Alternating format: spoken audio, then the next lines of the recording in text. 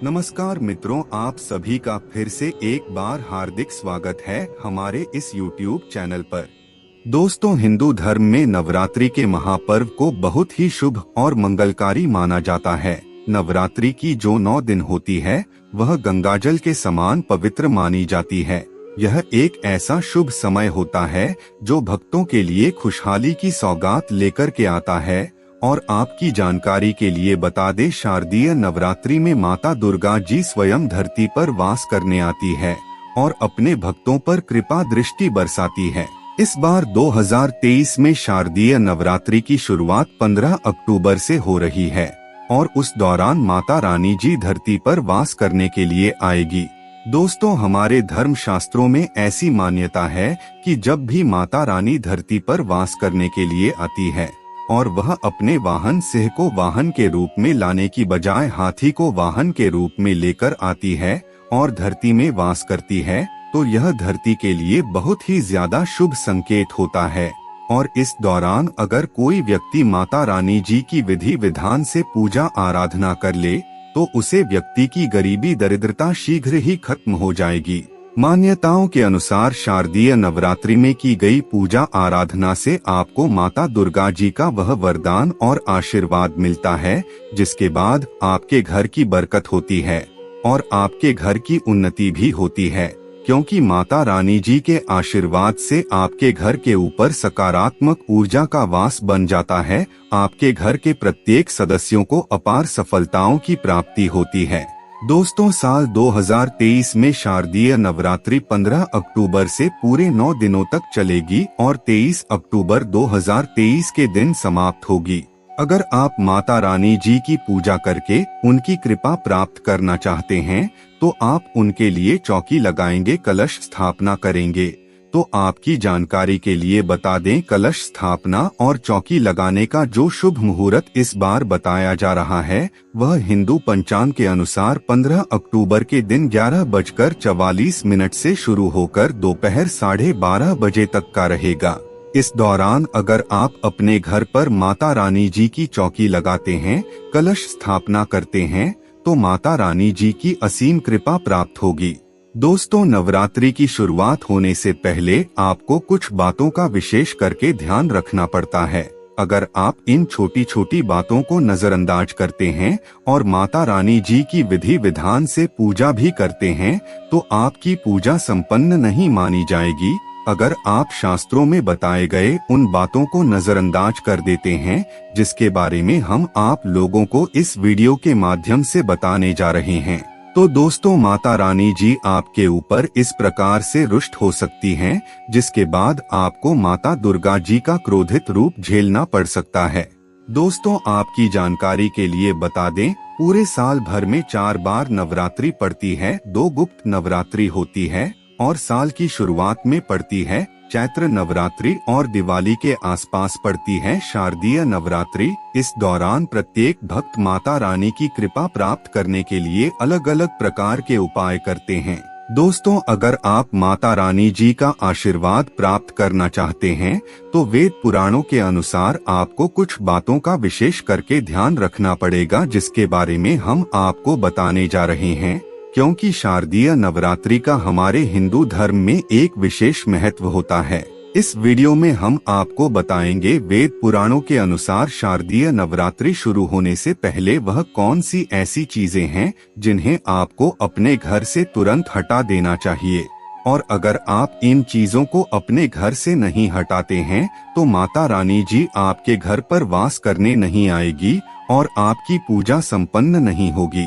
इसके अलावा यह भी बताएंगे कि आपको नवरात्रि के दौरान वह कौन सी छोटी छोटी चीजें हैं जिन्हें आपको अपने घर पर लेकर आना चाहिए, और अगर आप इन चीजों को लेकर आते हैं और माता रानी जी की पूजा में इसका इस्तेमाल करते हैं तो आपकी जो भी मनोकामना होगी वह माता रानी जी के आशीर्वाद से पूरी हो जाएगी। इसीलिए इस वीडियो को अंत तक जरूर देखिए और ध्यान से सुनते रहिए। मित्रों, वीडियो शुरू करने से पहले अगर आप पहली बार हमारे चैनल पर आए हैं और अभी तक आपने हमारे चैनल को सब्सक्राइब नहीं किया है तो कृपया अभी हमारे चैनल को सब्सक्राइब कर लीजिए ताकि आपको रोजाना ऐसे ही ज्ञानवर्धक और महत्वपूर्ण जानकारियाँ मिलती रहे। साथ ही साथ कमेंट बॉक्स में सच्ची श्रद्धा से जय माता रानी जी जरूर लिख दीजिए। सबसे पहले हम आपको यह बता देते हैं कि शारदीय नवरात्रि शुरू होने से पहले वह कौन सी ऐसी चीजें हैं जिन्हें घर पर लाकर के माता रानी जी के पूजा में इस्तेमाल करेंगे तो साक्षात आपको माता रानी जी का आशीर्वाद मिलेगा। तो सबसे पहली चीज है घंटी। जी हाँ मित्रों, चाहे आप व्रत रखें या फिर ना रखें, नवरात्रि के दौरान अगर आप माता रानी जी की पूजा पाठ करेंगे तो माता रानी जी का आशीर्वाद आपको जरूर मिलेगा। और जब भी माता रानी जी की पूजा की जाती है तो कभी भी मौन रहकर के पूजा नहीं की जाती है। माता रानी जी की पूजा में हमेशा घंटी बजा करके पूजा करनी चाहिए। अगर आप नवरात्रि के दौरान माता रानी जी के पूजा में घंटी बजाकर उनकी पूजा करेंगे तो साक्षात आपको माता रानी जी का वह वरदान और आशीर्वाद मिलेगा, जिसके बाद आपकी कैसी भी मनोकामना हो वह जरूर पूरी होगी। दूसरी चीज जो आपको नवरात्रि शुरू होने से पहले घर पर लेकर आनी है वह है शंख। जी हाँ दोस्तों, शंख की ध्वनि से घर की नकारात्मक शक्तियों का नाश हो जाता है। और अगर आप नवरात्रि के दौरान शंख का प्रयोग करेंगे तो माता रानी जी के आशीर्वाद के साथ साथ आपको भगवान विष्णु जी का भी आशीर्वाद मिलेगा। तीसरा है गंगा जल। दोस्तों, नवरात्रि शुरू होने से पहले आपको अपने घर पर गंगा जल लेकर आना है। आपको मार्केट में गंगा जल 20 से 30 रुपए में आसानी से मिल जाएगा। गंगा जल लाने के बाद आपको नवरात्रि के पूरे 9 दिनों तक अपने घर में गंगा जल का छिड़काव करना है। चौथी चीज है त्रिशूल। अगर आपके गुप्त शत्रु हैं और वह आपको नुकसान पहुंचाना चाहते हैं तो ऐसे में आपको नवरात्रि शुरू होने से पहले एक त्रिशूल लेकर के आना है और उसे अपने घर के मुख्य द्वार पर रख देना है। अगर आप चाहें तो इसे माता रानी जी के चौकी पर भी स्थापित कर सकते हैं। अगर आप इतना उपाय करते हैं तो इससे आपके जो भी शत्रु होंगे वह आपका बाल भी बांका नहीं कर पाएंगे। दोस्तों, यह तो हो गए नवरात्रि शुरू होने से पहले घर लाने वाली चीजें। आइए अब जान लेते हैं कि नवरात्रि शुरू होने से पहले आपको अपने घर से कौन कौन सी चीजें हटानी है। सबसे पहली चीज है अंडे और अंडे की ट्रे।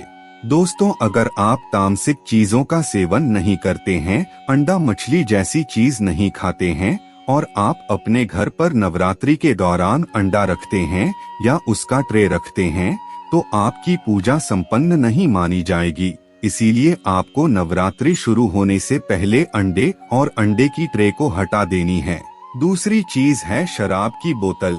दोस्तों, अधिकतर लोग ऐसे हैं जो शराब का सेवन करते हैं लेकिन शराब पीने के बाद वह शराब की बोतल अपने घर पर ही रख देते हैं। तो ध्यान रखिए कि नवरात्रि शुरू होने से पहले आपको अपने घर से इन सब चीजों को हटा देना है, अन्यथा माता रानी जी आपसे रुष्ट हो सकती हैं और आपको अपने जीवन में कई प्रकार की परेशानियों का सामना करना पड़ सकता है। तीसरी चीज है बंद घड़ी। दोस्तों, नवरात्रि शुरू होने से पहले अगर आपके घर में बंद घड़ी रखी हुई है तो उसे ठीक करवा लीजिए या फिर उसे घर से बाहर निकाल दीजिए, अन्यथा आपके जीवन में कई प्रकार की परेशानियां उत्पन्न हो सकती है। इसके अलावा अगर आपके घर में जाले मकोड़े हैं तो उसे भी आपको नवरात्रि से पहले साफ कर लेना है, क्योंकि घर की सफाई करने से माता रानी जी अत्यंत प्रसन्न होती हैं और तुरंत आशीर्वाद दे देती हैं। इसीलिए आपको नवरात्रि शुरू होने से पहले इन बातों का विशेष करके ध्यान रखना होगा। मित्रों, आज की वीडियो में बस इतना ही। फिर मिलते हैं किसी नई जानकारी के साथ, तब तक के लिए धन्यवाद।